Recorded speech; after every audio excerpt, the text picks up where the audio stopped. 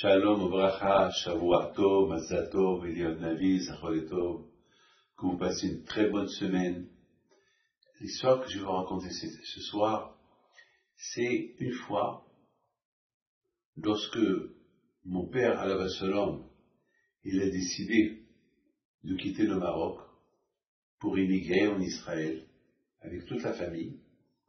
Alors vous savez, à l'époque, il y avait des avions affrétés par la Sournout, bien sûr en accord avec le gouvernement marocain, parce que le gouvernement marocain il avait permis la aliyah en masse des juifs qui désiraient aller en Israël.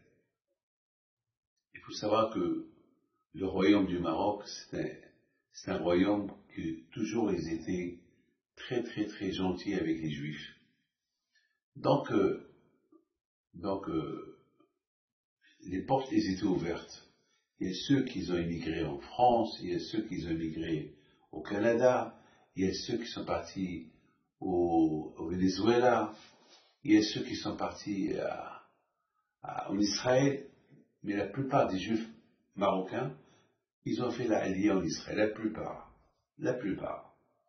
Et voilà mon père, Alav Shalom, bien sûr, ils ont pris la décision, et voilà, mon père, Alav Shalom, il arrive à l'aéroport avec sa femme, ses enfants, et pour prendre l'avion pour Marseille, et à Marseille, il devait attendre là-bas quelques jours pour prendre le bateau pour Israël, pour Haïfa.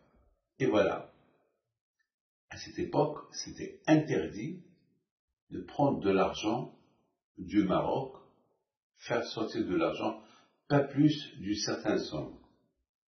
Mon père, Alav Shalom, il ne savait pas. Il avait une petite valise, verte, jamais je l'oublierai, petite valise. Et dans cette petite valise, il y avait là-bas les passeports, les papiers. Tous les papiers, les livrets de famille, les papiers de famille, tu vois. Et il y avait là-bas de l'argent. Et il y avait là-bas des bijoux. J'avais 4 sœurs, et mon père, il a acheté un peu des bijoux pour le mariage de mes sœurs. Et tout ça, mon père n'avait pas le droit. Il n'avait pas le droit, mais mon père, Alav Shalom, était naïf. Il ne savait pas. Personne ne lui a rien dit. Donc, il avait de l'argent dans la valise, alors que vraiment c'était interdit. Et puis mon père, involontairement, il ouvre la petite valise pour prendre les papiers, quelques papiers qu'il avait besoin, et il y avait une queue. Et bien sûr, il y avait là-bas la douane qui ouvrait, qui fouillait les gens.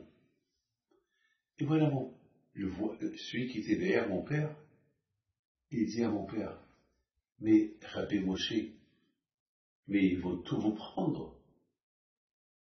Ils vont tout vous prendre. Mais vous n'avez pas le droit d'avoir tout cet argent que vous avez dans la petite valise. Et les bijoux que j'ai vus, c'est impossible. Vous allez, ils vont vous arrêter. Et en plus, il va y avoir une grande attente. L'avion ne va pas partir à l'heure, à cause de vous. Mon père, Alav Shalom, il le regarde. Il dit, quel mal j'ai fait? Il dit, parce que tu as de l'argent, tu as de l'or, il ne voulait pas regarder. Il fouille tous les bagages. Et mon père lui dit, et petit, c'est toi qui va causer l'attente de l'avion. On va attendre l'avion à cause de toi. Il dit, moi, j'ai rien à me reprocher, mais toi, regarde ce que tu as. Mon père lui a dit, mais Hachem, ça c'est pour mes enfants. Et de quoi vivre en Israël le temps que je m'adapte. Alors, le il a circulé, mon père, il avait une petite valise d'argent, alors que tout le monde faisait attention. Alors voilà, le tour de mon père, il arrive, passeport, voyager, ma femme, mes enfants, et voilà le passeport, quelque chose à déclarer. Dans cette petite valise, j'ai un peu d'argent de quoi commencer à vivre en Israël. Il lui a dit la vérité. Et j'ai là-bas un peu des bijoux pour le mariage de mes filles. J'ai 4 filles, et c'est des bijoux que j'aurais achetés pour eux. C'est la coutume que nous avons ici au Maroc.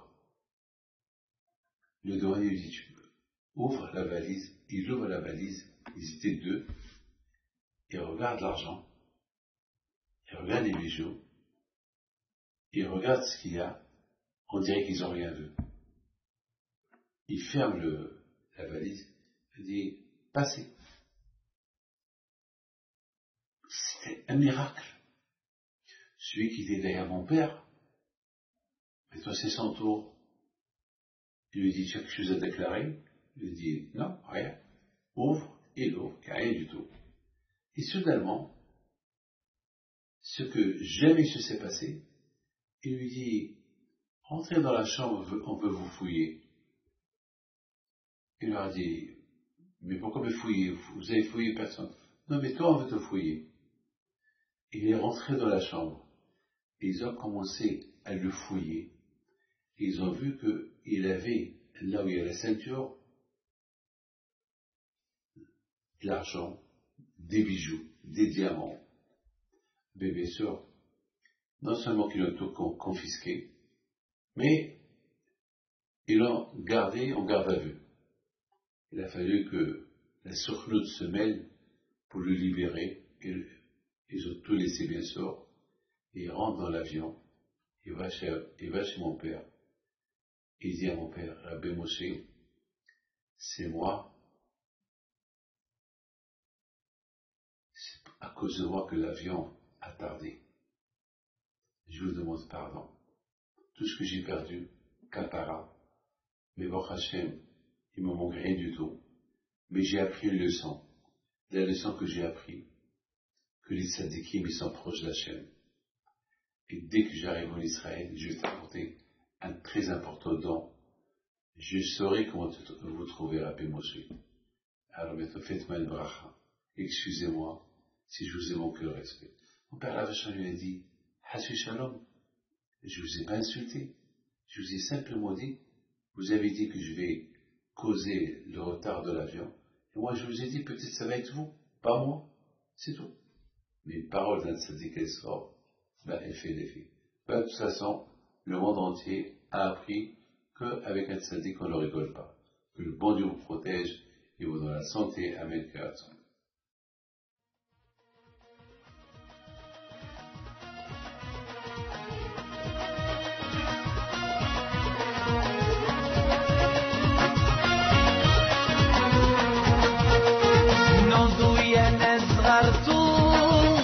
على ربيع حي بينتو وقف لنا زي خو